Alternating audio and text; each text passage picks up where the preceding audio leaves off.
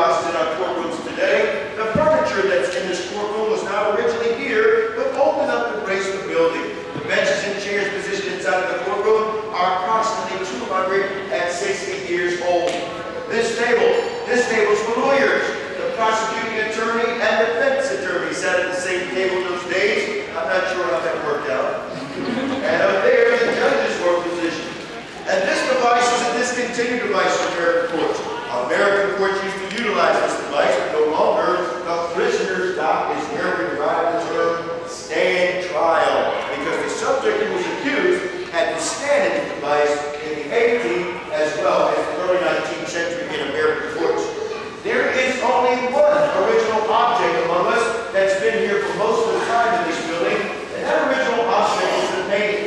The painting is the seal of the state, the seal of the Commonwealth of Pennsylvania. Now today we're here without direct sunlight, we have diffuse light, so you're probably not able to make out the caption. But I will assure you that it has the words virtue, liberty, and independence. Virtue, liberty, and independence is the motto of the state of Pennsylvania today. That painting was made in that location in 1785. It's only taken off the wall now when this room is cleaned or painted. But that painting wasn't always there. There was another symbol of authority that used to grace that space, and the symbol of authority that I'm referring to, it appeared to be like this. What is this? Anyone? Yes, excellent. That's the royal seal of the King of England. This was not a painting. This was described as being a 200-pound carved plaque, and the plaque used to rest there.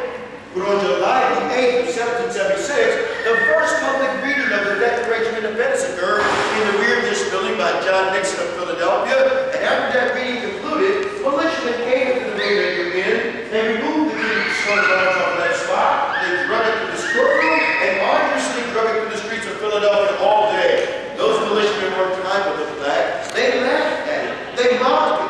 They laughed at the British king and mocked him too. They spat on the flag and kicked it. And they cursed the British government. And they threw the plaque into a huge bonfire and burned the plaque to ashes at sundown in defiance of the king's authority. Now those actions indicate to me that Philadelphians have changed very little in over 2 years.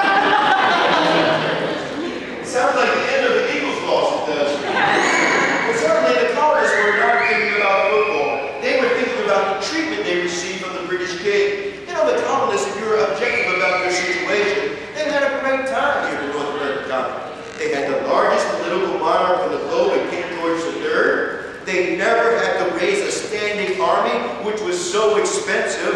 Of course, the king's business was to protect the colonists. The colonists never worried about protection. They were protected from the north, the west, southern, and Atlantic Ocean borders. And certainly the colonists in the North American continent enjoyed goods and services that no one on the globe experienced, because the king had the most extensive army and navy on the globe. And certainly these colonists perhaps were upset because the king treated them at a point where they felt that he imposed unreasonable taxes for them. Now that's a relative thing.